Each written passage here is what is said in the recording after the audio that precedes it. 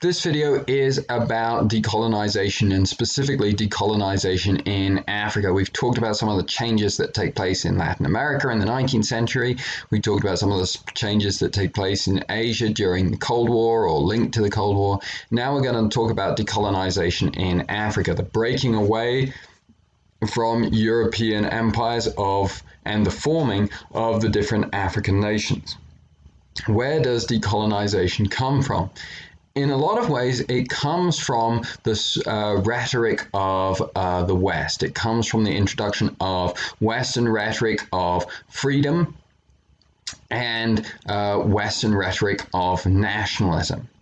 It also stems from the weakness of Europe after the two world wars. After World War I and World War II, Europe no longer has the political, the military, or the moral authority to set itself out, or its different countries to set themselves out as leaders in the world.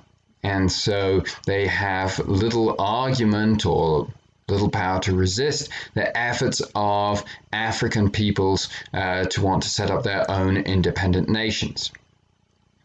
As you will have seen from last week, it's also consistent with the rhetoric of freedom that we find promoted by both the United States and the Soviet Union during the Cold War for decolonization to take place. And so both the United States and Russia support decolonization. Decolonization in Africa begins in 1957 when Ghana becomes the first modern independent African state, and over the next 5 years most British and French colonies follow suit.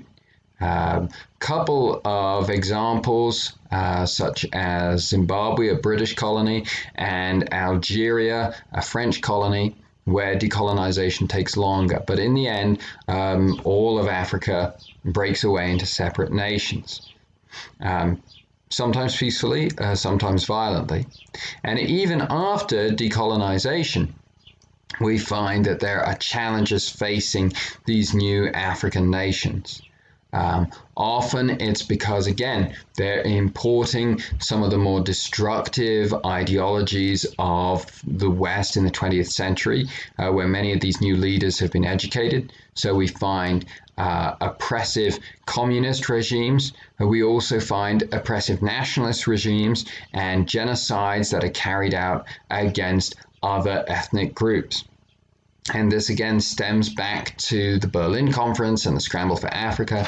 The boundary lines of these new countries have been drawn by Europeans in the 19th century. They grouped together different tribal groups, each of which now wanted their own nation, and the dominant groups were willing, in a number of cases, to carry out genocides with extremely high body counts in order to perpetuate their own nation state. We also find that many of these new nations are extremely poor, and partly that's a result of mismanagement on the part of the new governments.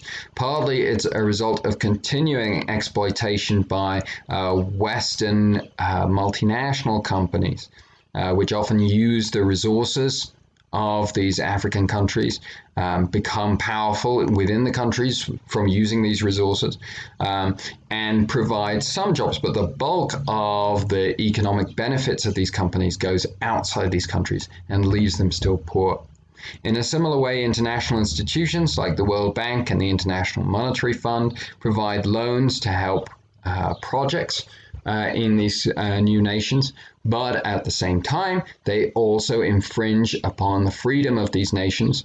Once you've taken the money of the banking institutions, you're at least somewhat bound to their instructions. So these are some of the reasons why decolonization takes place and the challenges that new African nations face after decolonization in Africa.